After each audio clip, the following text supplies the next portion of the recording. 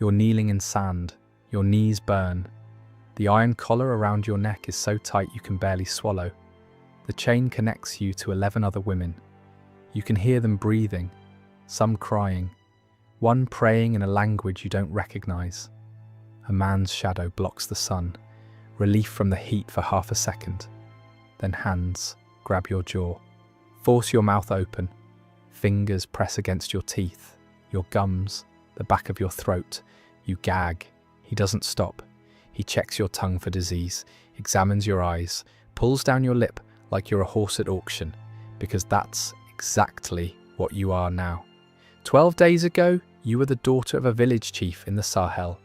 12 days ago, you had a mother who called your name every morning. She's dead now. You watched it happen, and you kept walking because the men with swords made it clear. Stop moving, join her. In Arabic, they have a word for what you've become. Jariya. It means slave girl. But that translation is too clean, too soft. It hides what the word really means. What it really means is, your body is merchandise now. Your future is whatever a buyer decides to do with it. Your past no longer exists. The man examining you steps back, nods to another man holding a leather pouch. Coins change hands. You've just been sold, for the 3rd time this month, and the place they're taking you? Historians would spend centuries trying to pretend it never existed. This is the Arab slave trade. 14 million Africans, Hausa 300 years. A system so effective at erasing human beings that almost no descendants survive to tell the story.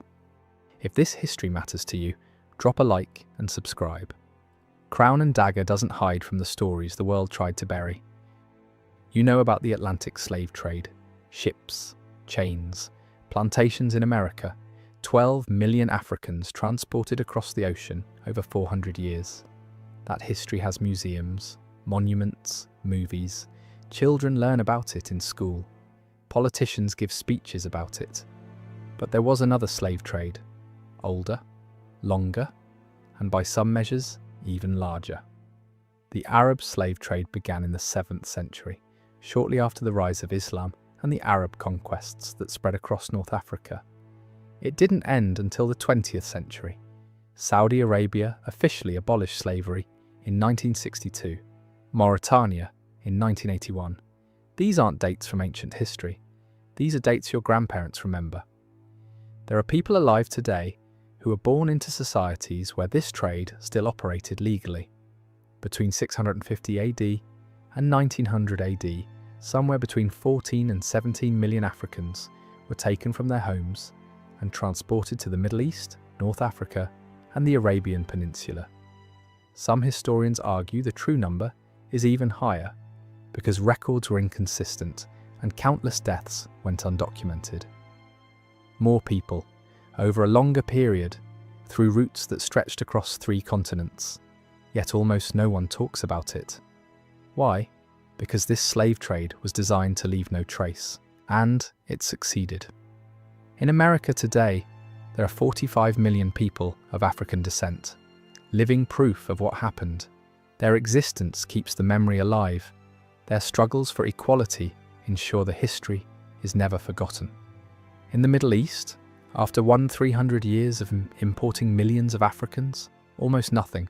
Small communities in Yemen, scattered populations in southern Iraq, a few thousand Afro-Arabs in Morocco, tiny remnants where there should be millions. Where did 14 million people go?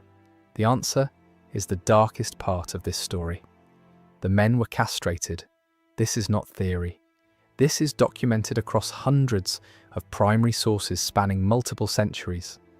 Arab slave traders systematically castrated African males at rates between 80 and 90%.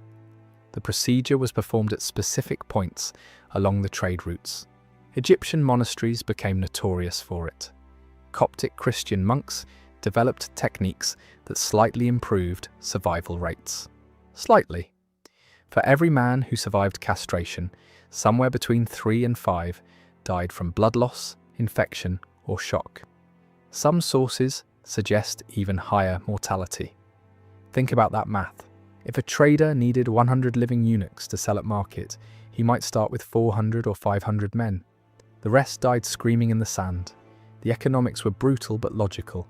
Castrated slaves couldn't reproduce, couldn't form families, couldn't create communities that might grow strong enough to resist, couldn't leave descendants who might one day demand freedom. They worked, they aged, they died, and they were replaced with fresh captives from the next raid. Generation after generation, for 1,300 years.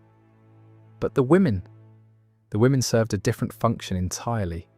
They were kept intact, kept fertile, kept specifically because of what their bodies could produce.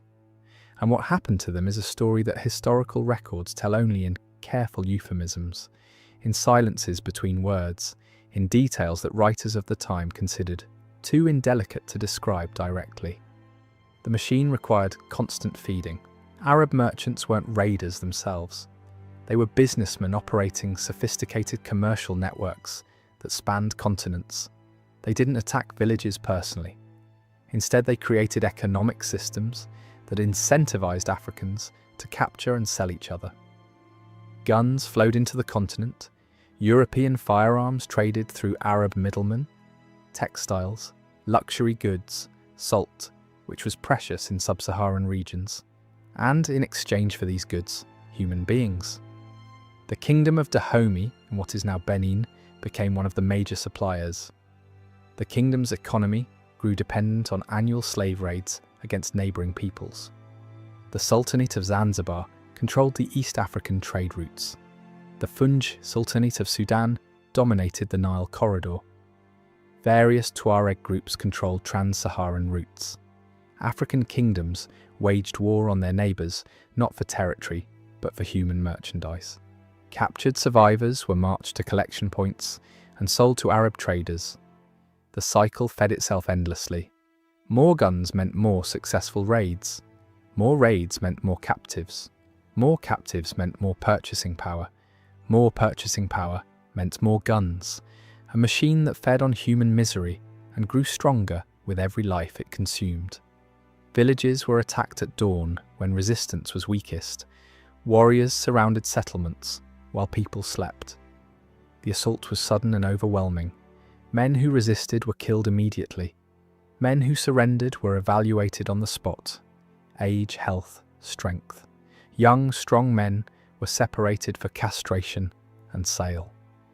Older men with no market value were frequently killed where they stood. But the women faced different calculations entirely. Traders examined them with specific criteria in mind. Age mattered enormously.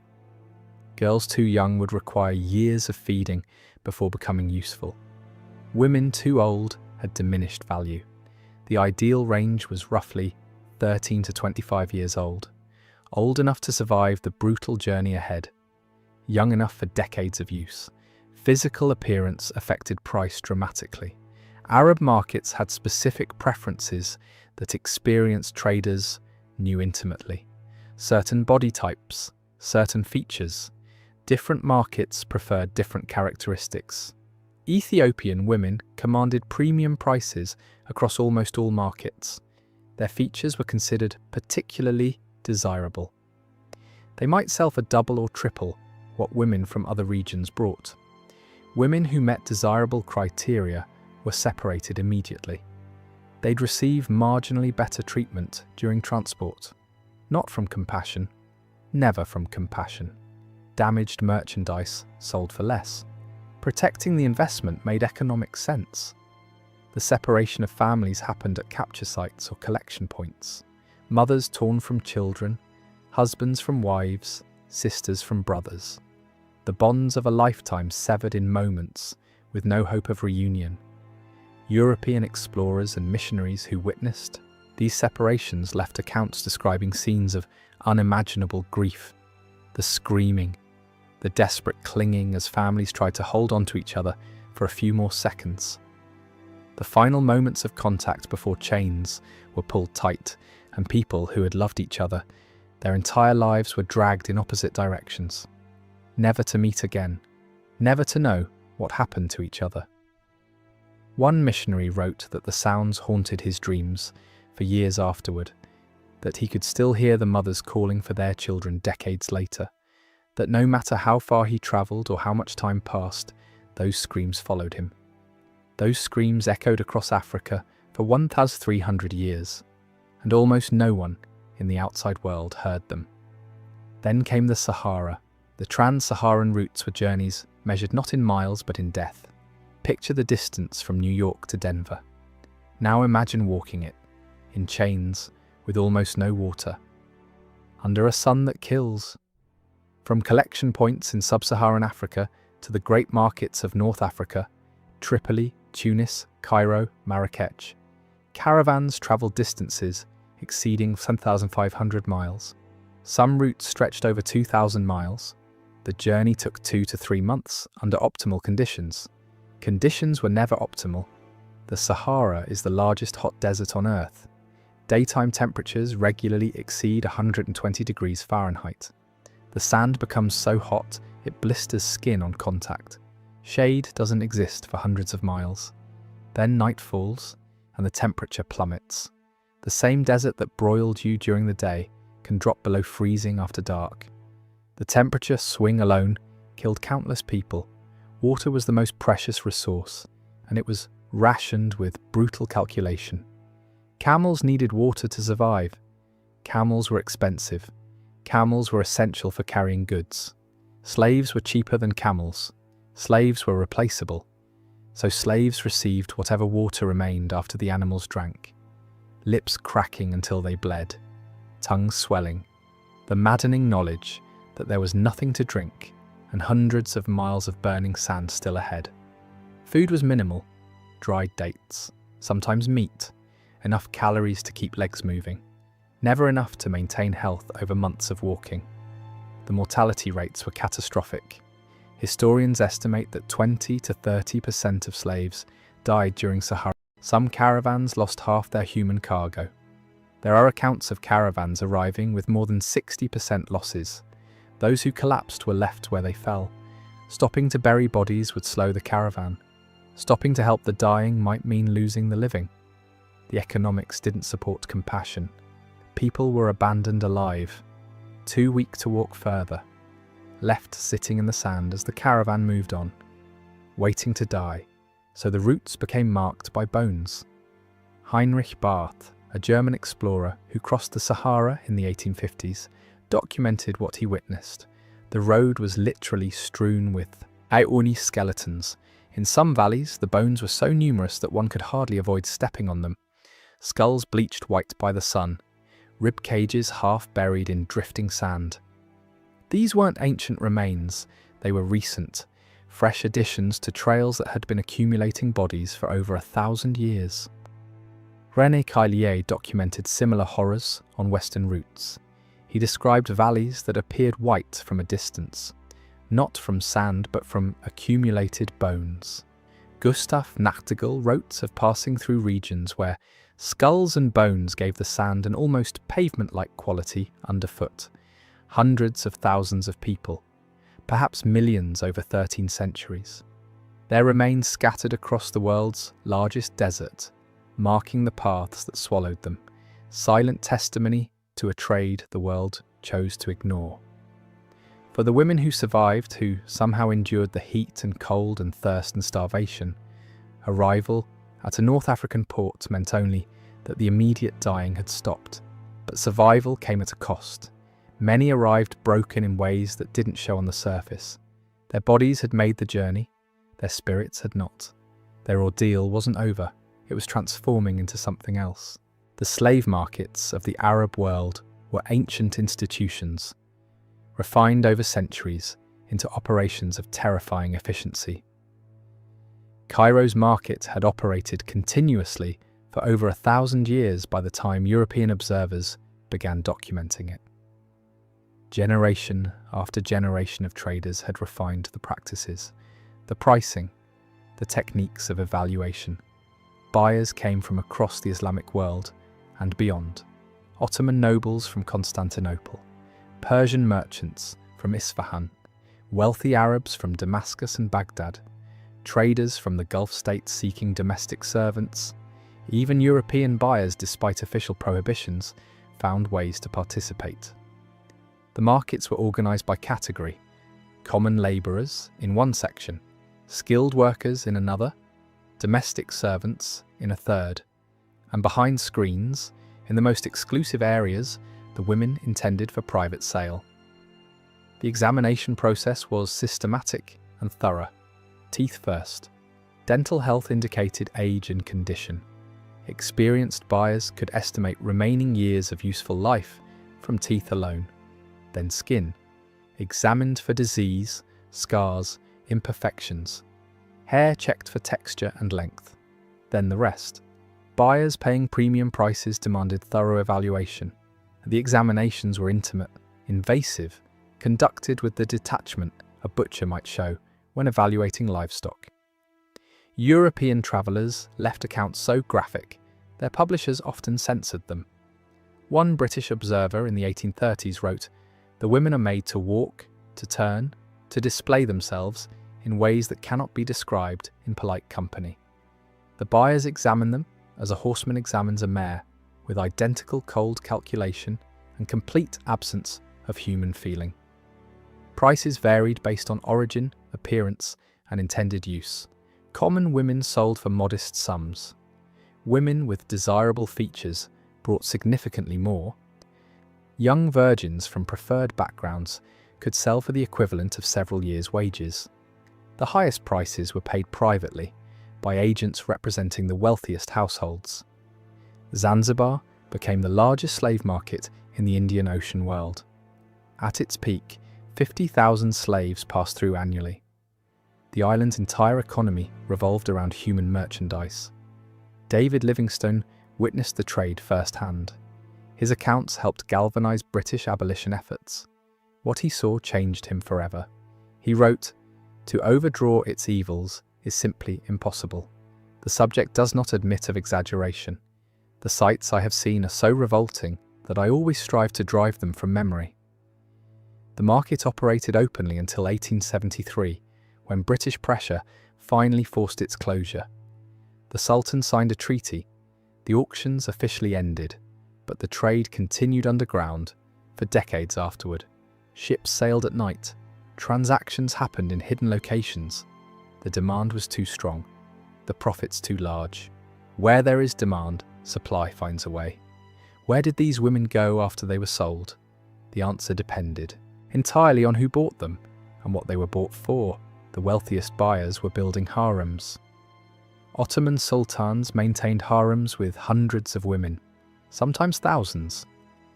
The imperial harem at Topkapi Palace in Constantinople held up to 2,000 women at various points in history. Lesser nobles and provincial governors kept smaller collections proportional to their wealth. Even moderately wealthy merchants might own several women for domestic and personal purposes. The harem was more complex than the word suggests today. It wasn't merely about physical gratification. It was a political institution where women competed for favour. Bearing a son to a powerful man could mean everything. The mother of a future sultan wielded enormous power, so women schemed, formed alliances, undermined rivals. Poison was common. Political manoeuvring, as sophisticated as anything in the formal court, took place behind harem walls. For a captured African woman, entering a harem meant systematic erasure of everything she had been. She received a new name. Her language was forbidden. Her religion was replaced. Her past was destroyed and rebuilt. Trainers taught her new customs, behaviours, expectations, how to walk, how to serve, what was permitted and punished. Eventually, nothing remained of who she had been. The person her family loved was gone, replaced by someone created to serve her owners.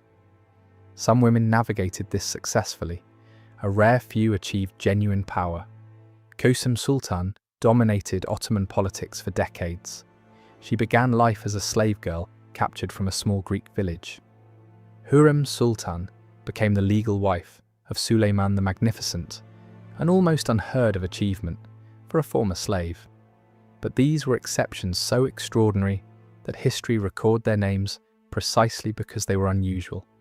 For every Kosem, thousands lived and died anonymous, used until no longer useful, then discarded.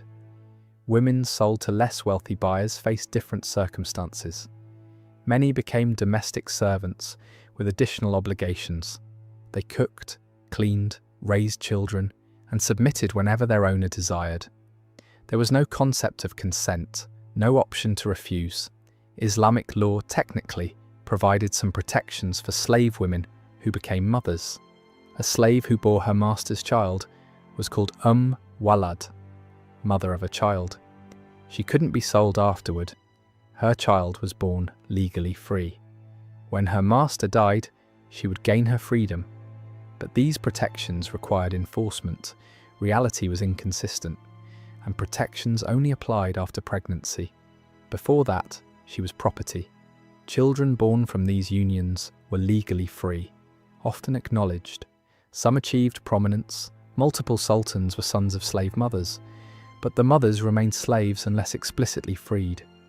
Whatever intimacy occurred was compelled, not chosen. Over generations, these children married into Arab populations. Their features blended, their African heritage diluted with each new generation until it became invisible, until it vanished completely. This was the final erasure, not just of individuals, but of their descendants, not just of lives, but of any evidence those lives had ever existed. The final erasure, not just of individuals, but of their descendants, until no trace remained. If you're still here, hit subscribe. This story isn't over. The Arab slave trade didn't end with a dramatic abolition. There was no Emancipation Proclamation, no civil war fought over it, no moment when the world rose up and declared it finished. Instead, it faded, slowly, reluctantly, under external pressure rather than internal moral awakening. British naval power gradually closed East African routes in the late 1800s. The Royal Navy actively hunted slave ships. Colonial administrations suppressed trans-Saharan trade as European powers carved up Africa. International pressure forced formal abolitions throughout the 20th century. But the legacy isn't monuments or memorials. The legacy is absence.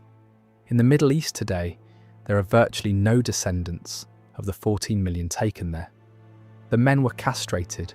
The women's children were absorbed into Arab populations, their heritage diluted until it disappeared. The victims vanished so completely that most people don't know they existed. No movies have been made about them. No holidays commemorate their suffering. No politicians give speeches in their memory. In 2020, archaeologists in Libya discovered a mass grave. Hundreds of remains. Analysis revealed they were sub-Saharan Africans who died in the 18th or 19th century, almost certainly slaves who never finished the crossing, who collapsed and were left behind while the caravan moved on. They had no names in any record, no descendants to claim them, no one anywhere in the world who remembered they had ever lived, no grave markers, no memorials, no one to mourn them. Just bones in the desert, silent evidence of a tragedy the world chose to forget. The Atlantic slave trade left 45 million descendants who ensure history is never forgotten. The Arab slave trade left silence, nothing but silence. 14 million people, erased so completely that we don't have their names. The woman in the market, the one whose teeth were examined, whose body was evaluated, whose humanity was stripped away one inspection at a time. We will never know what she was called before they took her name. The name her mother gave her, the name her village knew her by. She might have ended up in a Cairo harem, competing with dozens of other women for scraps of attention from a man who owned her. She might have ended up in a Baghdad household, cooking and cleaning and submitting whenever called. She might have ended up in a palace in Istanbul, forgotten in a corner when her youth faded. She might have borne children who never learned her original language, who never heard her songs, who never knew her stories or where she came from. She might have died in the desert, her bones joining millions of others, marking the roots that civilization has tried to forget. What we know is that she existed. She suffered. She endured things that no human being should ever endure. And for 300 years, millions like her fed a machine designed to consume them completely. The Atlantic slave trade has monuments, museums, memorials, days of remembrance. This history has sand covering bones that no one will ever identify. Remember her. Not as a number, not as a statistic. Remember her as someone's daughter, someone who laughed once, someone who had a name before they erased it. That's the only memorial these 14 million will ever receive. This is Crown and Dagger. We don't sanitize history. We show you what actually happened. If this story mattered to you, drop a like. Hit subscribe if you haven't already. And tell me in the comments, what other buried history should we uncover next?